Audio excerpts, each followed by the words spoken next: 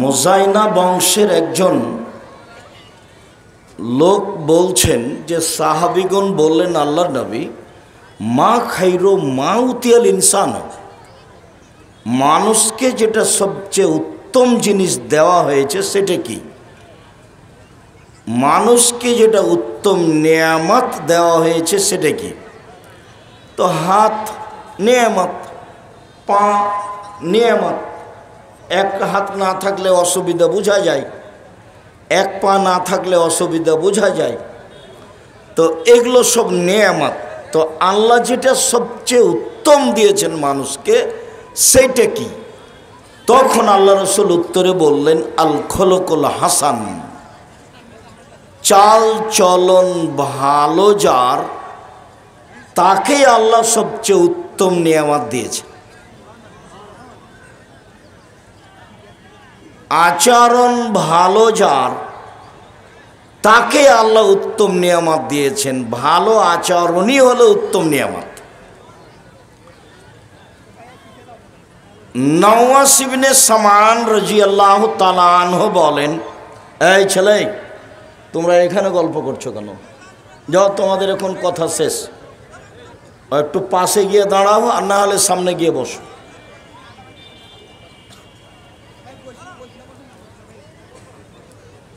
নওয়াস ইবনে সামান রাদিয়াল্লাহু তাআলা আনহু বলেন, আমি একদা আল্লাহর নবীকে বললাম, জিজ্ঞাসা করলাম, আল্লাহর নবী, মাল বিরর ওয়াল ইসম, নেকি কি জিনিস আর পাপ কি জিনিস? এটা জিজ্ঞাসা।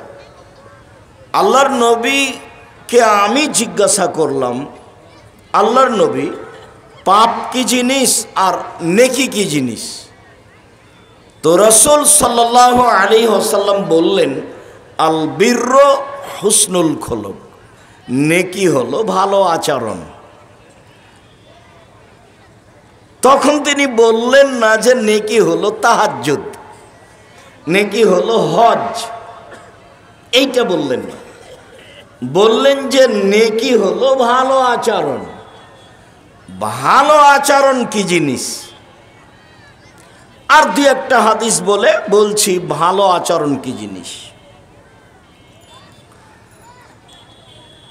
একদা রাসূল সাল্লাল্লাহু আলাইহি ওয়াসাল্লাম বললেন যে ইন্না ফিল জান্নাতে গোরাফ ইরা যাহিরুহু মিন বাতিনিহা বাতিনুহু মিন যাহিরিহা, নিশ্চয় জান্নাতে খুব দামি দামি কিছু ঘর রয়েছে, যার বাহির থেকে ভিতর যা দেখা যায়, ভিতর থেকে বাহির দেখা যায়, খুব উন্নত মানের পদার্থ দিয়ে তৈরি। তো এই পর্যন্ত বলতেই আল্লাহর নবীকে সাহাবীগণ জিজ্ঞাসা করলেন, লেমান হাজিহি, এত দামি ঘর কারা পাবে, কে পাবে? তখন আল্লাহ রসুল বললেন, মান আলানাল কালামা, যার স্বভাব ভালো, নরম আচরণ, চাল চলন ভালো যার, সেই পাবে। সবচেয়ে দামি জান্নাত পাওয়া যায় চাল চলন ভালো আচরণ দিয়ে।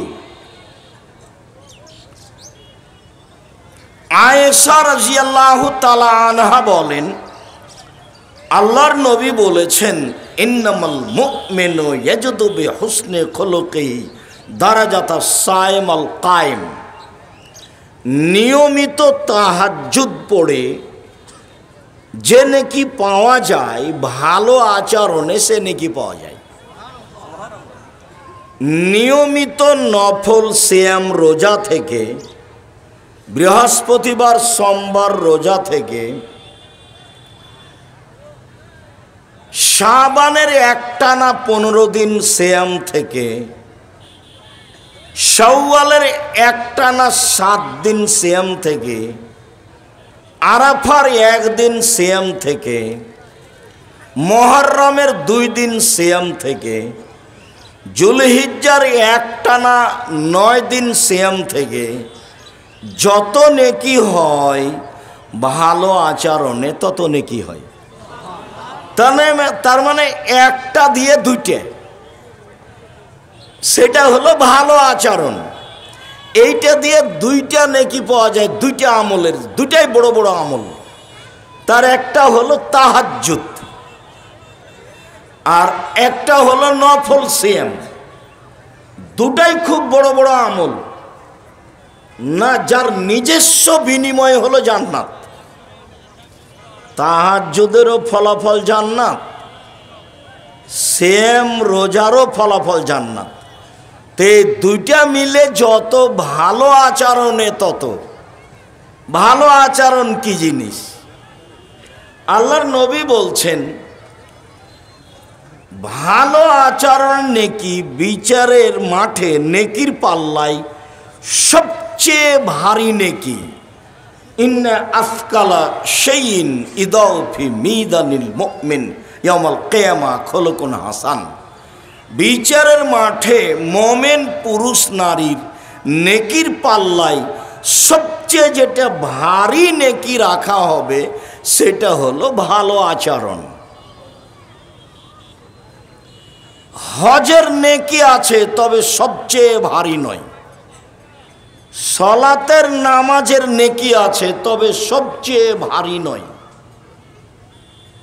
তাসবিহ তাহলিল জিকির আজকারের নেকি আছে তবে সবচেয়ে ভারী নয়।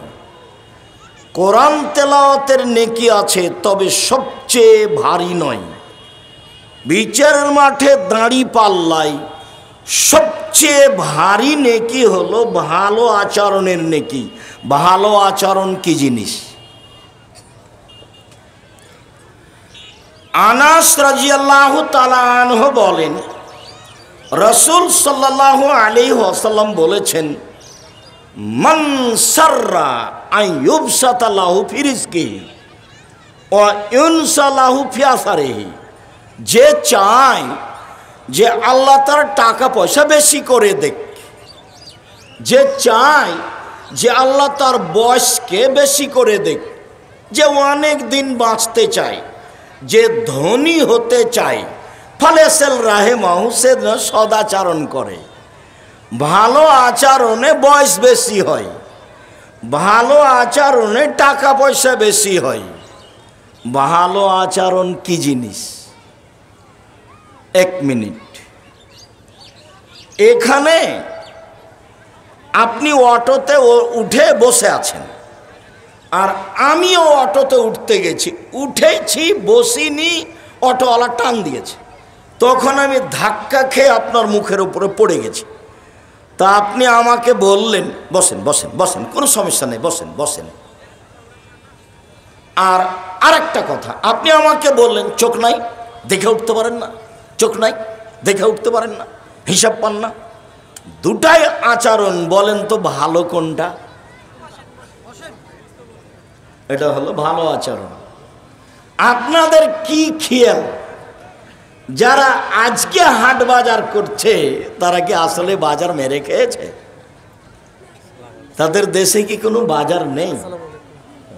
আমি নিশাদ, আমি আব্দুল্লাহ ভাইয়ের মাধ্যম দিয়ে রাজশাহীতে আপনার কাছে গেছিলাম। আপনি ঢাকা উপর থেকে নেমে এসে আমার দোয়া করছিলেন, খেয়াল আছে কিনা? বারাকাল্লাহ। মাথায় মাথায় মাথায় মাথায় তো রাসূল সাল্লাল্লাহু আলাইহি ওয়াসাল্লাম বললেন যে ভালো আচরণের নেকি সবচেয়ে ভারী।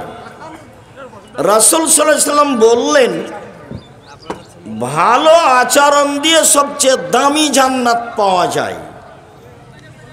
রাসূল সাল্লাল্লাহু আলাইহি ওয়াসাল্লাম বললেন ভালো আচরণই হচ্ছে নেকি। রাসূল সাল্লাল্লাহু আলাইহি ওয়াসাল্লাম বললেন ভালো আচরণ দিয়ে তাহাজ্জুদের নেকি পাওয়া যায়, ভালো আচরণ দিয়ে নফল সিয়ামের নেকি পাওয়া যায়। তো ভালো আচরণ কি জিনিস? ভালো কথা, ভালো কর্মের নাম ভালো আচরণ। এই শোনো, তোমরা যারা দায়িত্ব পালন করছো খুব সতর্ক থাকো।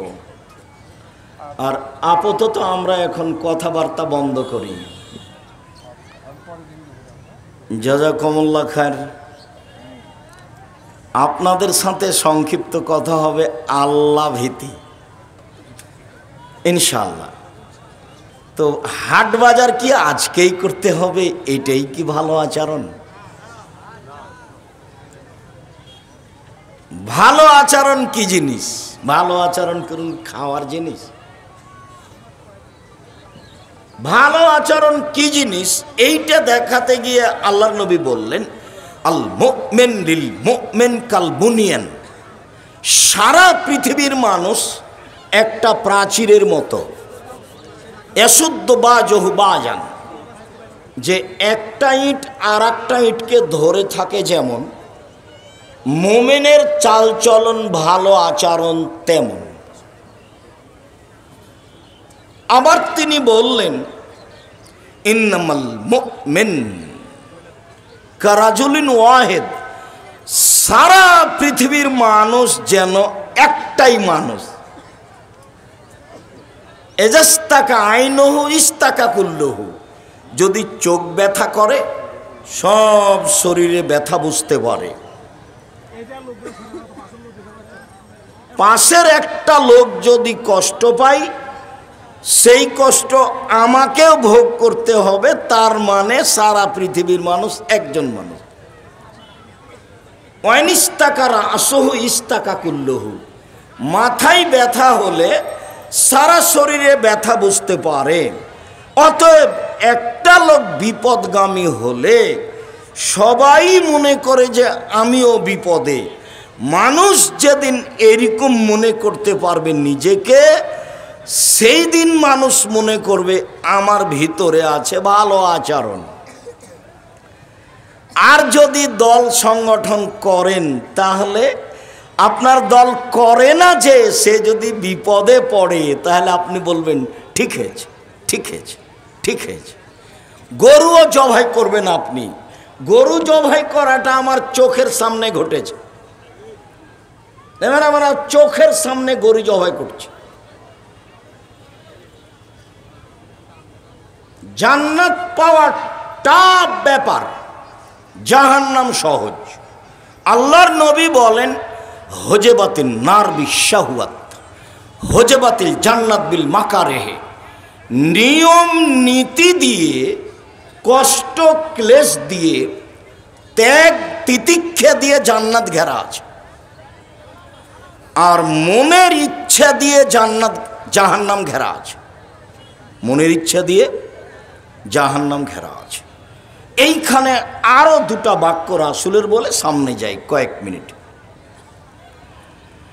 আবু হুরায়রা রাদিয়াল্লাহু তাআলা আনহু বলেন, আল্লাহর নবী বলেছেন যে আর রাহমু সোহনাতুন মিনার রহমান, সদাচরণটা রহমান থেকে বের হয়ে এসেছে। রহমান শব্দটা থেকে বের হয়ে এসেছে। কাল আল্লাহ তাআলা, তো আল্লাহ তাআলা বলেন সদাচরণকে, এই ছেলে বসো। ওই যে ছেলে আপনার পাশ থেকে উঠে যাচ্ছে, আপনি খেয়াল করেন না? ওটা ও তো নিজে এটা বুঝতে পারে না, আরো 5 জনের ক্ষতি করছে।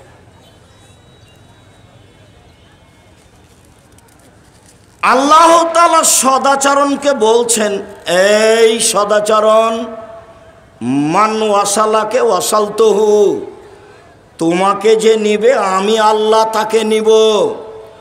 অমান কাতাকে কাতাতুহু, সদাচরণ তোমাকে যে ছেড়ে দিবে আমি তাকে ছেড়ে দেব। যার সদাচরণ নেই তার আল্লাহ নেই, তো খেতে পায় কিভাবে? হিন্দু যেভাবে পায়, ইহুদি খ্রিস্টান যেভাবে পায়। বিচারের মাঠে নেকির পাপের পাল্লা ওজন হবে, হিন্দুদের হবে না, কেন? তার নেকি নেই। ইহুদিদের হবে না, কেন? তার নেকি নেই।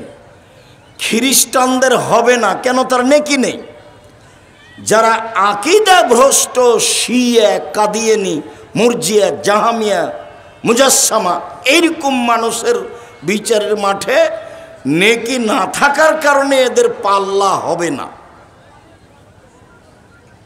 ইউখাজবিন নাওয়াসি ওয়াল আকদাম, এদের পা এবং মুখমণ্ডল ধরে জাহান্নামে নিক্ষেপ করা হবে। বলছিলাম, সদাচরণ আছে যার, আল্লাহ আছে তার, সদাচরণ নেই যার, আল্লাহ নেই তার। আয়েশা রাদিয়াল্লাহু তাআলা আনহা বলেন যে সদাচরণটার যেন রূপরেখা আছে, ও আল্লাহর আরশকে ধরে ঝুলন্ত অবস্থায় বলছে, আল্লাহর আরশকে ধরে ঝুলন্ত অবস্থায় বলছে, এই বাচ্চা, এই তোমরা এটা কন্ট্রোল করতে পারো না? ওই যে ওই বুড়া মানুষ দাঁড়িয়ে কাকে কি দেখাচ্ছে, আর হুঁশ গতি আছে?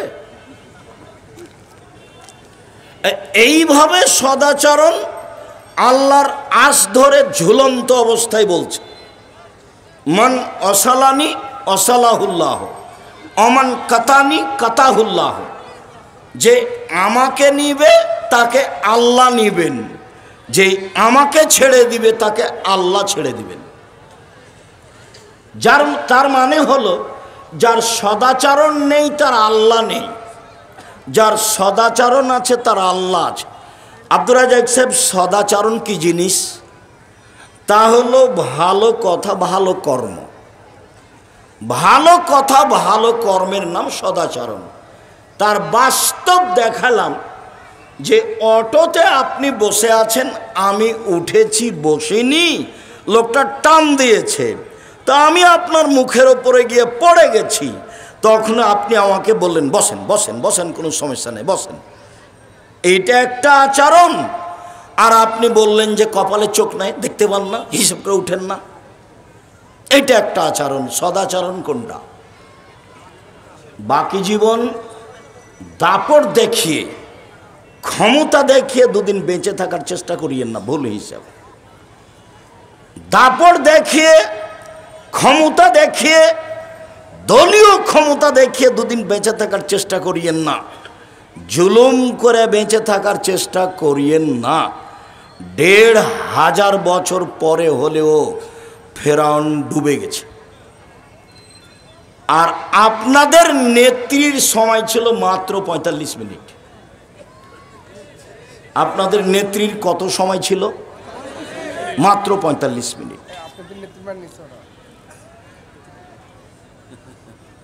জেনে শুনে জুলুম করে বেঁচে থাকার ১ মিনিট প্রয়োজন মনে করবেন না। নত হয়ে বেঁচে থাকেন, ভালো হবে, আল্লাহ দয়া করবেন, ফলাফল ভালো হবে, ইহকাল ভালো হবে, পরকাল ভালো হবে। বিষয়ে যাওয়ার পূর্বে মাথায় ধাক্কা খাচ্ছে আরো কয়েকটা কথা। এক, আগামীকাল সন্ধ্যা হতে হতে বা আজকে রাত হতে হতে গন্ডগোল আপনার বড় ভাইয়ের কারণেই হয়েছে। ২ ভাইয়ে কথা বন্ধ আছে। এরপরে আপনি ছোট হিসাবে আপনার ভাইয়ের হাত ধরে আপনাকেই ক্ষমা নিতে হবে, আজকেই নিতে হবে, এখনই নিতে হবে। আল্লাহর নবী বলেছেন আজকেই নিতে হবে। একদিন কথা বন্ধ করে কাটাতে পাবেন না। ওটা হুজুরদের চলে, কয়েক মাস চলে, বছর বছর চলে।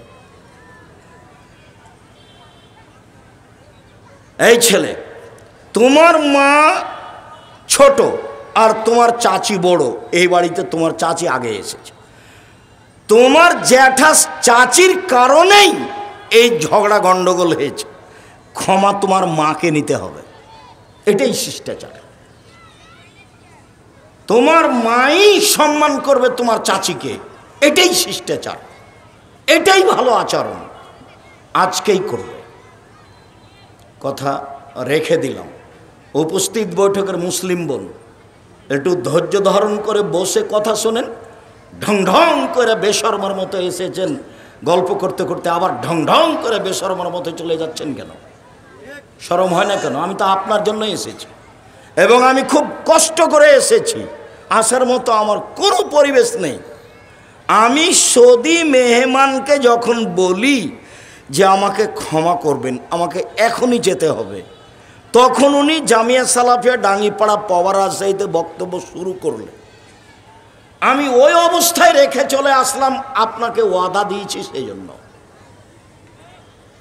উনি যদি মনে করেন যে আমি আপনার বাড়িতে এসেছি, আপনি আমাকে রেখে চলে যাচ্ছেন, তাহলে কষ্টকর হবে।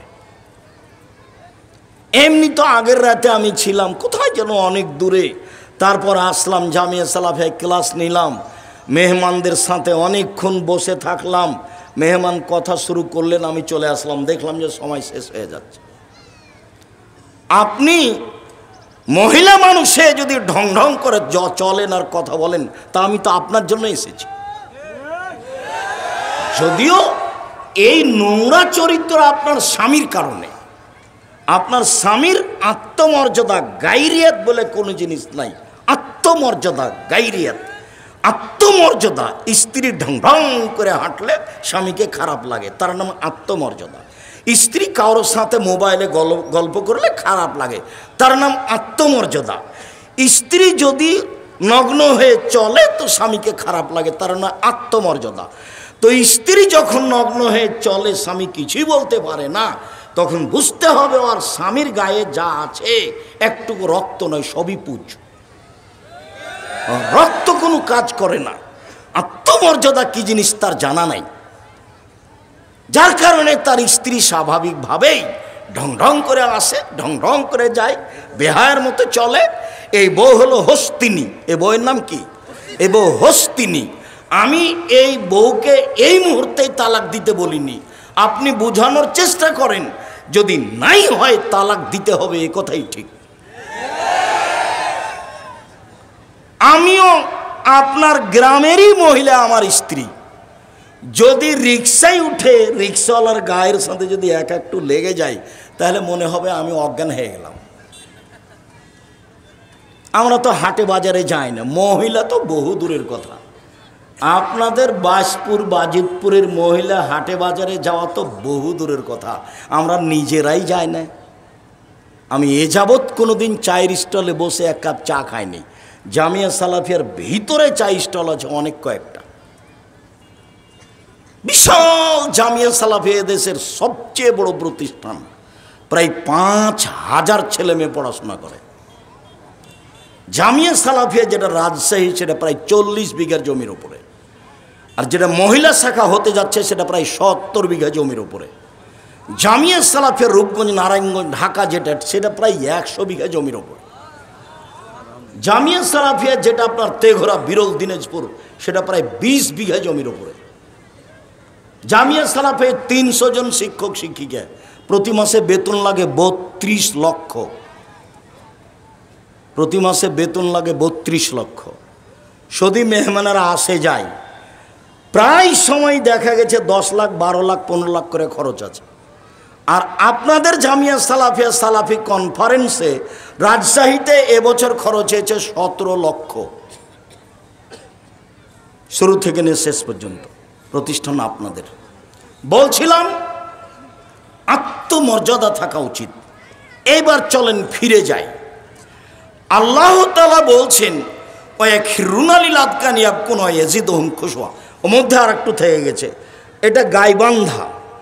গাইবান্ধা, রংপুর, লালমনিরহাট, নীলফামারী, কুড়িগ্রাম, পঞ্চগড়, ঠাকুরগাঁও, এইসব ডিস্ট্রিক্টের 3টে চালচলন বেশি খারাপ আমার জানা অনুপাতে সারা বাংলাদেশের সব জেলার চেয়ে। অন্য দিক দিয়ে তারা ভালো থাকতে পারে, সেটা ভিন্ন কথা, যেটা আমার চোখে ধরা পড়েছে। তার 1 নম্বর যেটা, সেটা হলো এই যে বৃহত্তর রংপুর, বৃহত্তর দিনাজপুরের মানুষেরা বনকে জমি দেয় না। জমির কথা যদি উঠে তাহলে একবারে আগুন হয়ে যায়, বলে বের হয়ে যা, বের হয়ে যাতে, কেন এসেছিস, কিসের জমি। যখন আমি বলেছি যে তোমার দাদা 15 শতক জমি রেখে গেছে, তোমার বাপ নিবে 10 শতক আর তোমার ফুফু নিবে 5 শতক, তোমার বাপ সকালে নিবে আর তোমার ফুফু বিকেলে নিবে, এটা প্রমাণ করো দেখি। তখন বলছে জি না, একসাথে নিবে। তখন আমি বলেছি দেখো, তোমার বাপকে যদি আমি কুকুর সিরিয়ালের চেয়ে খারাপ প্রমাণ করতে না পারি, আমি আব্দুর রাজ্জাক আর জিন্দেগি কোনোদিন বক্তব্য দিব না। সেটা আমি বলিনি, আল্লাহ তাআলা বলছেন। বুঝেও বুঝে না, ওরা অন্তর আছে, বুঝে না, বুঝা দরকার। দেখেও দেখে না, ওদের চক্ষু আছে, দেখে না। শোনেও শোনে না, ওদের কান আছে, শোনে না। উলাইকা কালানাম, তারা পশু প্রাণীর মতো, তারা গরু ছাগলের মতো, তারা কুকুর সিরিয়ালের মতো, বালু মাজাল বরং তার চেয়ে খারাপ। তুমি বলো আমার বাপ ভালো, 10 বছর হলো তোমার দাদা মরা, তুমি যদি আমাকে বলো, আমি আব্দুর রাজ্জাক বিন ইউসুফ আমার বাপকে মাটি দিয়ে এসে আগে জমি ভাগ করেছি, তারপরে খেয়েছি। যদিও জমি আমি আবাদ করি না, আমার ছোট ভাই জমি দেখেইনি, ও বরিশালে থাকে, বরিশাল সরকারি মডেল কলেজের শিক্ষক। আমরা জমি জায়গায় যাই না।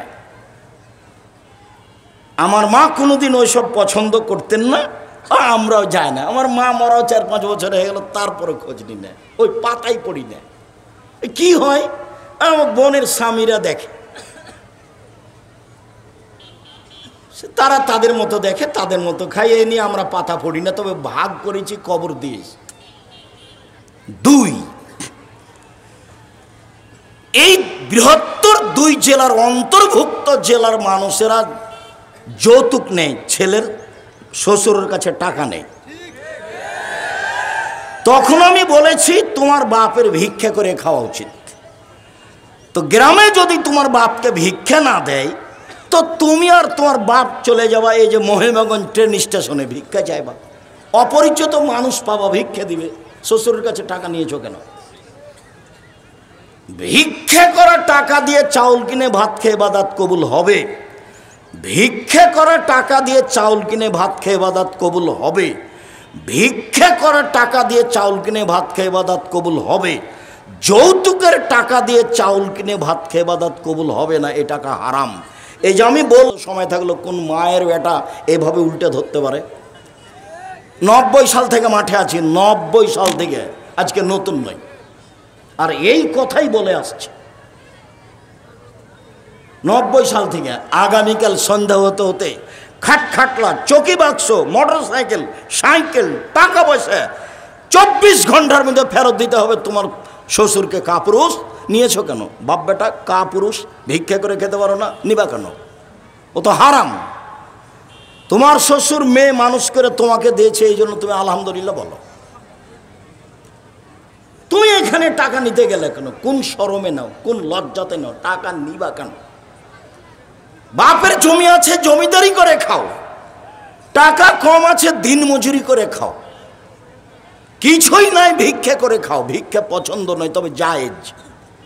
ভিক্ষা পছন্দ নয়, তবে জায়েজ।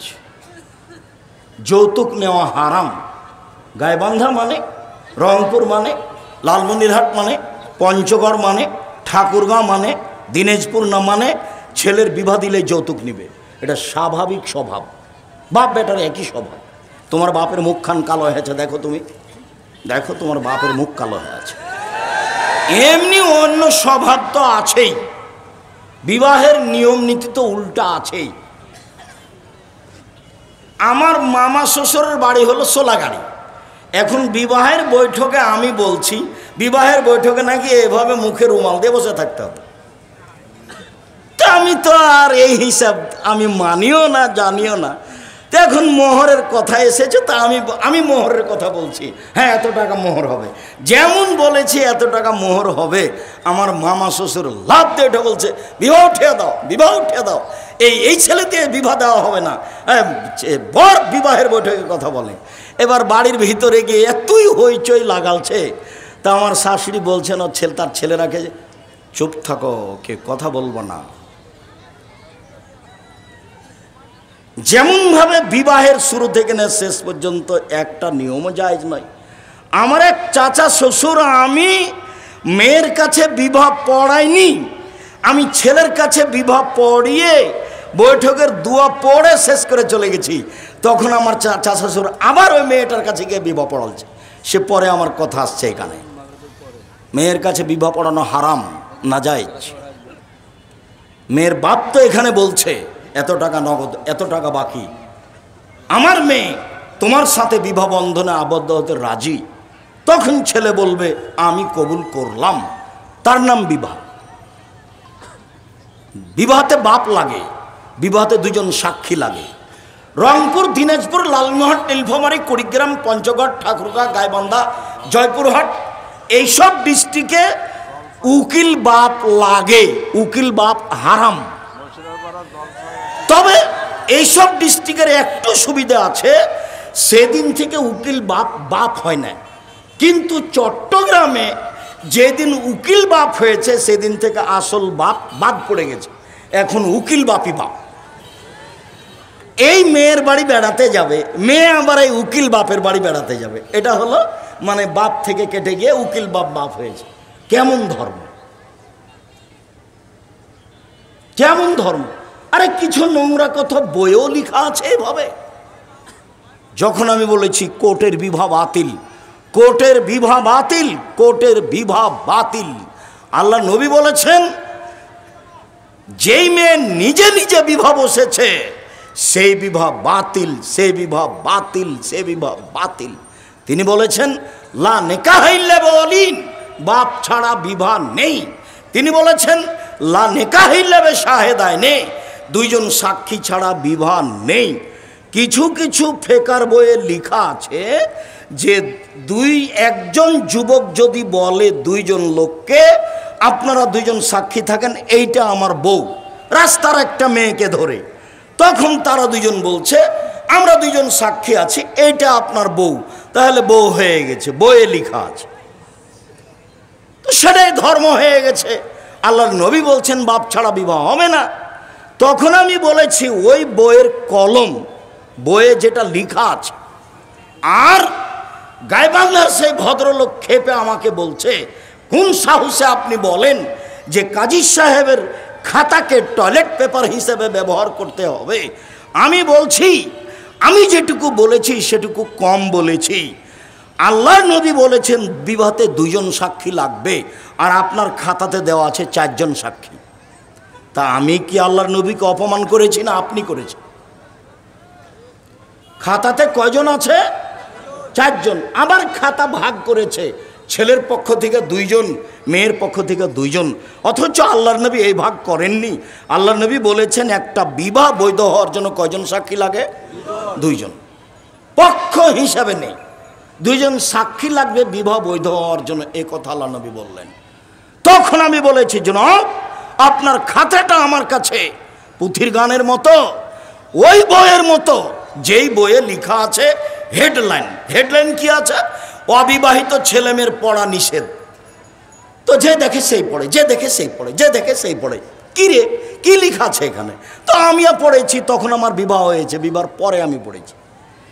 এখন হেডলাইনের পরে লেখা আছে ভরা পেটে স্ত্রী মিলন হলে ছেলে ভ্যাংচা হয়, সফরের পূর্বে স্ত্রী মিলন হলে ছেলে টেরা হয়, চন্দ্র সূর্য গ্রহণের সময় স্ত্রী মিলন হলে ছেলে কানা হয়। আমি বললাম আপনারা এই সম্পূর্ণ কথা কোরআন মাজিদের সরাসরি বিপরীত। যারা বই পড়ে তাদের সংশোধন করে লিখতে হবে। আল্লাহ বলছেন নিসাউকুম হারসুল লাকুম ফাতু হারসাকুম আন্না শাইতুম, পৃথিবীর মানুষ তোমাদের স্ত্রী তোমাদের জমি, পৃথিবীর মানুষ তোমাদের স্ত্রী তোমাদের ক্ষেত। তোমরা তোমাদের জমিতে আসো, তোমরা তোমাদের খেতে আসো, তোমাদের ইচ্ছে মতো, সকালেই কি বিকেলেই কি, ভরা পেটেই কি, সফরের পূর্বেই কি, চন্দ্রগ্রহণ লাগলেই কি আর না লাগলেই কি। ও তো আল্লাহ বলছে। তখন বলেছি আপনার খাতা এই বই আর ওই হুজুরের বক্তব্য পুথির গানের মতো। পুথির গান মানে 6 মাসের রাস্তা মর্দ 6 দিনে গেল, ঘোড়ায় চড়িয়ে মর্দ হাঁটিয়া চলিল। 6 মাসের রাস্তা মর্দ 6 দিনে গেল, ঘোড়ায় চড়িয়া মর্দ হাঁটিয়া চলিল। ঘোড়ায় চড়ে কি করে গেল? হেঁটে গেল, পুথির বইয়ের মতো। ফাতেমা কান্দিয়া কয় আজ বুঝি হুসাইন কারবালাতে শহীদ হয়। ফাতেমা কান্দিয়া কয় আজ বুঝি হুসাইন কারবালাতে শহীদ হয়। যেদিন হুসাইন শহীদ হন ইরাকের মাটিতে, কারবালার মাঠে, তার 49 বছর আগে ফাতেমা মারা গেছে। কতদিন আগে? 49 বছর আগে। তো এই কথাটা ফাতেমা বলবেন কি করে? এটা ধর্ম? ওমর রাদিয়াল্লাহু তাআলা আনহু যদি আজকে বেঁচে থাকতেন তাহলে এই দেশের 1999 জন বক্তার আজীবন জেল হতো। আজ যদি উনি বেঁচে থাকতেন তাহলে 1999 জন বক্তার আজীবন জেল হতো, যারা কেউ বের হতে পারত না। ধর্ম এরকম নয়। আপনি আর আমি যেভাবে বুঝেছি ধর্ম এরকম নয়। ধর্ম একজনের কথা দিয়ে চলে, যার নাম মোহাম্মদ সাল্লাল্লাহু আলাইহি সাল্লাম। এক গিলাস পানি পান করলে কয়টা বিধান লাগে? 5টা। এটা নগদ, এখানে লুকানো কিছু নাই, সব নগদ। ইসলাম ধর্ম হচ্ছে সব নগদ। আল্লাহর নবী বলেন 2 শ্রেণীর মানুষ জাহান্নামে যাবে না। 1, আল্লাহর ভয়ে কাঁদে যে। 2, আল্লাহ রাস্তায় পাহারা দেয় যে। রাসূল সাল্লাল্লাহু আলাইহি সাল্লাম বললেন লা ইয়ালিজার রাজুলুন নারা বাকামিন খাশিয়াতিল্লাহ হাত্তা ইয়ালিদাল লাবানু ফি যারে। আল্লাহর ভয়ে কাঁদে যে, তার জাহান্নামে যাওয়া ওইরকমই অসম্ভব গাভীর বাঁট থেকে চাপ দিয়ে দুধ বের করে ভিতরে ঢোকানো যেমন অসম্ভব। গাভীর বাঁট থেকে চাপ দিয়ে দুধ বের করে ভিতরে ঢোকানো যেমন অসম্ভব, আবার ভিতরে ঢোকানো যেমন অসম্ভব, আল্লাহর ভয়ে কাঁদে যে, তার জাহান্নামে যাওয়া তেমনি অসম্ভব। রাসূল সাল্লাল্লাহু আলাইহি সাল্লাম বললেন 3 শ্রেণীর মানুষ জান্নাতে যাবেই যাবে। 3 শ্রেণীর মানুষ জান্নাতে যাবে। তার 1 শ্রেণীর মানুষ আল্লাহর ভয়ে কাঁদে যে, 2 শ্রেণীর মানুষ আল্লাহ রাস্তায় পাহারা দেয় যে, 3য় শ্রেণীর মানুষ বেগানা অপর নারীকে দেখে চক্ষু নিচু করে যে, মহিলাকে দেখে চক্ষু নিচু করে যে, সে জান্নাতে যাবেই। বলো তোমার মোবাইলের কি হবে? তোমার মোবাইলে দিন রাত ল্যাংটা মেয়ে নাচে, তুমি চক্ষু ঠান্ডা করো, তুমি কলিজা ঠান্ডা করো, তুমি মন ঠান্ডা করো, তুমি জান্নাতের মেয়ে ভোগ করতে চাও। শুনুন, 3টে পাপের কারণে পৃথিবীতে 3টে বিপদ আসবে। 3টে পাপের কারণে পৃথিবীতে 3টে বিপদ আসবে। 3টে পাপের কারণে পৃথিবীতে 3টে বিপদ আসবে। 1, ভূমিকম্প হবে। 2, আকার আকৃতি পরিবর্তন হবে। সন্ধ্যায় থাকবে মানুষ, সকালে হবে শুকুর। সন্ধ্যায় থাকবে মানুষ, সকালে হবে বানর। 3, সমস্যা নেমে আসবে। মসজিদে মারামারি, মাদ্রাসায় মারামারি, রাস্তাঘাটে মারামারি, কেউ কাউকে মানবে না। জমির দাম যা, রেস্টি খরচ তাই, সব সমস্যা নেমে আসবে 3টে পাপের কারণে। 1, ভূমিকম্প হবে। 2, আকার আকৃতি পরিবর্তন হবে। 3, সমস্যা নেমে আসবে। পাপ 3টা বলি। 1, এই যে সারেবুল খমরা, মানুষ যখন বিড়ি তামাক জর্দা সিগারেট গুল নেশাদার দ্রব্য খাবে, পেপসি ঠান্ডা কোকাকোলা আরসি খাবে। আমি পেপসি ঠান্ডা কোকাকোলা আরসি 30 বছর থেকে না করে আসছি। আল্লাহর নবী বলেছেন আমার উম্মত মদ খাবে, নাম দিবে অন্য, আপনি বের করেন সেটা কোনটা। আর আপনি এগুলোর ইতিহাস পড়ে দেখেন, বিপদ নেমে আসবে। 2, জাহারাতিল কায়নাত, মেয়েরা যখন নাচবে, সব মোবাইলে মেয়ে নাচে, সব দোকানে মেয়ে নাচে, সব বাড়িতে মেয়ে নাচে। মেয়েরা যখন নাচবে, মেয়েরা যখন নগ্ন হবে, তখন পৃথিবীতে 3টে বিপদ নেমে আসবে। 3, জারাববিল মাসেব, যখন বাদ্যযন্ত্র প্রকাশ পাবে, সব মোবাইলে বাজনা বাজে, প্রায় সব দোকানেই বাজনা বাজে, প্রায় সব বাড়িতে বাজনা বাজে, প্রায় সব গাড়িতেই বাজনা বাজে। বিবাহ শাদী হয় না বাজনা বাজা ছাড়া। ওরা হচ্ছে অশিক্ষিত পুরুষ। ওই বাপ মাকে যদি আমি অশিক্ষিত প্রমাণ করতে না পারি, আমি জাতির সামনে বক্তব্য দিব না। 3টে পাপের কারণে 3টে বিপদ নেমে আসবে। 1, ভূমিকম্প হবে। 2, আকার আকৃতি পরিবর্তন হবে। 3, সমস্যা নেমে আসবে। পাপ 1, মানুষ যখন নেশাদার দ্রব্য খাবে, পান করবে। 2, মেয়েরা যখন নাচবে।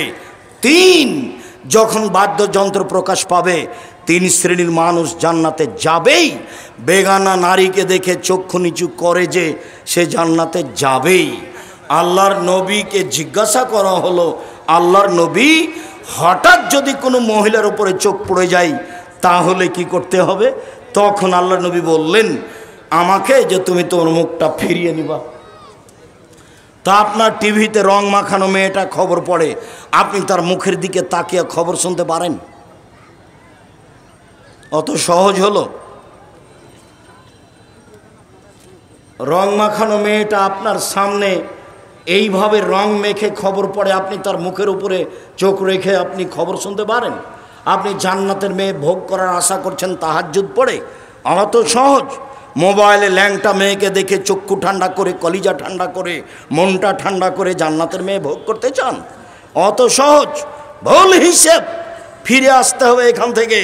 জান্নাতের মেয়েদের ব্যাপারে আল্লাহ চ্যালেঞ্জ করেছেন। ওদেরকে কোনো জিন স্পর্শ করেনি, ওদেরকে কোনো মানুষ স্পর্শ করেনি। ওরা এত সুন্দরী, ওরা এত সুন্দরী, ওরা এত সুন্দরী, ওদেরকে দেখে মনে হবে ঝিনুকের মধ্যে লুকানো মুক্তা। ওদের মাথায় চুল হচ্ছে লম্বা লম্বা, কোঁকড়া কোঁকড়া, কুচকুচে কালো। ওদের চোখ হবে লম্বা লম্বা, টানা টানা, ডোরা ডোরা, ডাগর ডাগর। সম্মানিত দিনী ভাই বোন, জান্নাতের মেয়ে পেতে হলে এই ধরনের রং মাখানো মেয়ে থেকে বিরত থাকতে হবে। আপনাকে বলে গেলাম, পরিবার কন্ট্রোল আপনাকেই করতে হবে।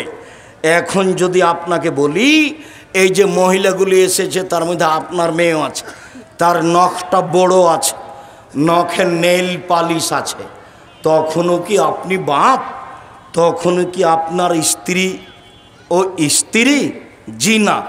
আজকের আলোচনার শেষ হাদিস আপনি আমার দিকে খেয়াল করেন। আল্লাহ নবী বললেন, কেউ যদি 3টে মেয়ের লালন পালন করে, 1 মেয়েকে বিদ্যা শিখিয়ে দেয়, 2 শিষ্টাচার শিখিয়ে দেয়, 3 বিবাহ শাদী দিয়ে দেয়, তাহলে সেই বাপ,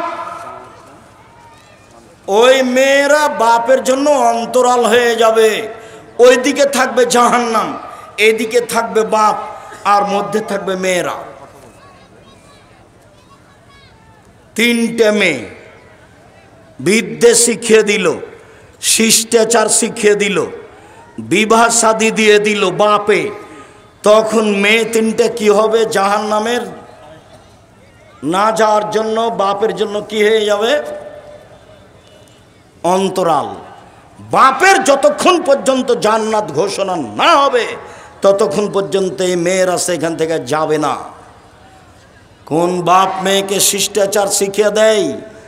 শিষ্টাচার কি জিনিস কেউ যে দেখলো না। শিষ্টাচার কি জিনিস, কি দিয়ে বুঝায় আপনাকে? যদিও আপনাদের বাড়ি থেকে বাজার দূরে, তবু আপনার বাড়িতে যে আয়নাটা আছে সেটা হলো কাতল মাছ। বলেন তো শিষ্টাচার কোনটা? আপনার স্ত্রী তরকারি উঠানোর জন্য একটা বাটি কিনেছে, সেটা হলো রুই মাছ। বলেন তো শিষ্টাচার কোনটা? আপনার স্ত্রী কিছু প্লেট কিনেছে, তাতে আছে চিংড়ি মাছ। বলেন তো শিষ্টাচার কোনটা?